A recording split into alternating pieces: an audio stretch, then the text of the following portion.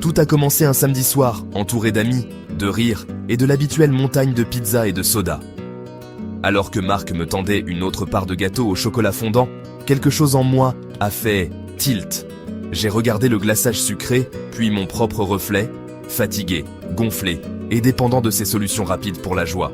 C'est ça, ai-je annoncé, peut-être un peu trop fort. J'arrête le sucre pendant 30 jours. La pièce est devenue silencieuse, puis a éclaté de rire. Toi, arrêter le sucre? Sarah a taquiné. Leur scepticisme m'a alimenté. Il ne s'agissait pas seulement de leur prouver qu'ils avaient tort. Il s'agissait de me prouver quelque chose à moi-même. 30 jours. Pas de sucre ajouté. Le pari était lancé. Les règles étaient simples, mais intimidantes. Pas de soda, pas de bonbons, pas de gâteau, ni de biscuits.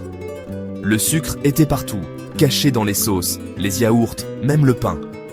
Ma cuisine est devenue un champ de mines. Ce premier soir, j'ai vidé mes placards. Un adieu doux amer à mon ancien moi. Allongé dans mon lit, le défi me semblait énorme. Les rires de mes amis résonnèrent dans ma tête. Étais-je assez fort? Le doute s'est insinué. Mais une étincelle d'excitation aussi. Il ne s'agissait pas seulement de nourriture. C'était un Everest personnel. Une chance de reprendre le contrôle de mon corps et de mon esprit. Le défi avait officiellement commencé. 30 jours, pas de raccourci. J'étais à fond. Voyons de quoi je suis vraiment fait. Les 24 premières heures ont été difficiles. Je me suis réveillé avec un mal de tête lancinant. Un sevrage de sucre classique.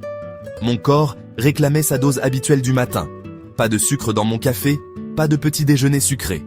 Le centre de récompense de mon cerveau, habitué à la dopamine facile du sucre, était soudainement fermé.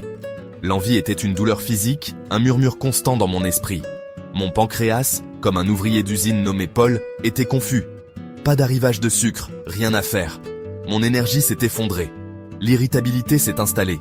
Chaque petite chose me tapait sur les nerfs. Mon cerveau, désespéré de dopamine, a essayé de me duper. Juste une barre de chocolat, ça aidera. Résister m'a coûté tout ce que j'avais. C'était une bataille dans ma propre tête. À la fin du premier jour, j'étais épuisé, comme si j'avais couru un marathon sans préparation. La détermination que j'avais ressentie était mise à l'épreuve. J'ai réalisé à quel point le sucre était profondément ancré dans ma routine et la chimie de mon corps. Ce n'était pas seulement une envie de sucrer, c'était une vraie dépendance. Le voyage allait être beaucoup plus difficile que je ne l'avais imaginé. Il ne s'agissait pas seulement de dire non au gâteau, il s'agissait de supporter une protestation de tout le corps. Mon cerveau voulait un remboursement, mais je ne cédais pas. Premier jour terminé. Le vrai travail avait commencé. Les jours 2 et 3 ont été brutaux. Le mal de tête s'est estompé, mais le brouillard cérébral a pris le dessus. La concentration était impossible, mes pensées étaient lentes, mon énergie disparut. Mon cerveau, habitué au carburant rapide du sucre, était forcé de s'adapter aux graisses et aux protéines. C'était comme une voiture roulant avec le mauvais carburant, lente et fatiguée. Même monter les escaliers me laissait essouffler. La tentation était partout. Des donuts au travail, des amis envoyant des photos de glace. Le radar à sucre de mon cerveau était en alerte maximale, amplifiant chaque odeur sucrée. Je devais physiquement quitter la pièce pour résister. Je me sentais découragé. Où étaient-ils les bénéfices promis? Tout ce que j'avais, c'était de la fatigue et de l'irritabilité. Mes amis taquinaient. Prends juste un coca, tu te sentiras mieux. C'était tentant de céder, mais je me suis souvenu de ma déclaration. Je devais traverser l'obscurité. C'était une bataille psychologique autant que physique. Je m'accrochais à l'espoir que les choses s'amélioreraient. L'aube devait arriver. Je devais juste y arriver. Au 4e jour, quelque chose a changé. Les envies se sont estompées, le brouillard cérébral s'est un peu dissipé. Mon corps s'adaptait tranquillement. La glycémie se stabilisait. Mon pancréas obtenait enfin un répit. Avec une alimentation riche en protéines, en bonnes graisses et en légumes, mon énergie était plus stable. Mon foie, n'étant plus submergé par le sucre, pouvait se concentrer sur son vrai travail. Je me sentais toujours fatigué, mais c'était une fatigue plus propre, plus naturelle. Pour la première fois, mon sommeil était plus profond. Mes hormones se rééquilibraient. C'était une petite victoire, la preuve que mon corps guérissait. La réinitialisation silencieuse avait commencé. Le 5e jour a tout changé. Je suis passé devant une boulangerie. Aucune envie, juste un calme détachement. J'ai réalisé que je n'étais plus esclave du sucre. La dynamique de pouvoir avait changé. Ma glycémie était stable, mon foie nettoyait les vieilles scories. Les envies s'estompaient parce que mon corps savait qu'il obtiendrait une énergie constante. Mon foie fonctionnait mieux, tout mon système était plus efficace. Je nettoyais mon corps de l'intérieur. Il ne s'agissait plus de volonté, ma chimie changeait. Je pouvais regarder un dessert et faire un choix conscient. La bête était toujours là, mais maintenant elle était en laisse. J'étais en contrôle.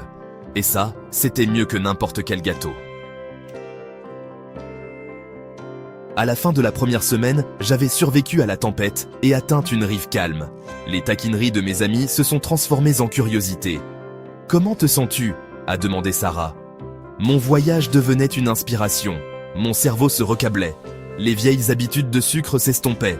De nouvelles routines saines prenaient des racines. Chaque jour rendait le nouveau chemin plus facile à suivre. La volonté se sentait différente maintenant. Calme, confiante, alimentée par de vrais résultats.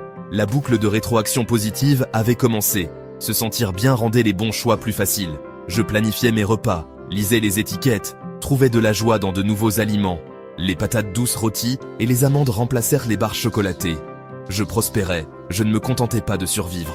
Le voyage devenait plus facile à chaque pas.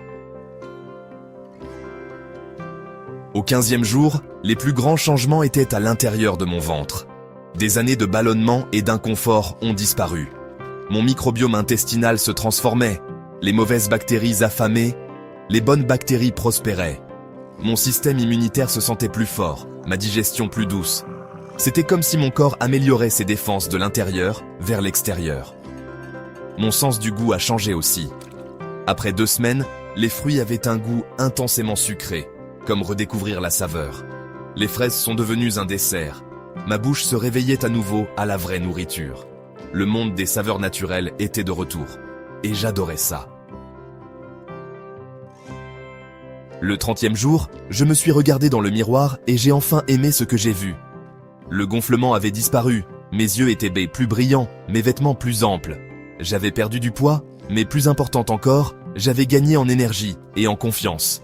Mon énergie était stable, mon humeur calme et résiliente. La dépendance était brisée. J'ai rencontré mes amis pour célébrer. Ils ont commandé un plateau de dessert pour me tester. J'ai regardé les gâteaux et j'ai ressenti... rien. Aucune envie. Juste la liberté. Un morceau de chocolat noir et des baies étaient suffisants. J'étais en contrôle. Ce voyage m'a appris ma propre force. J'avais développé l'autodiscipline et la force mentale.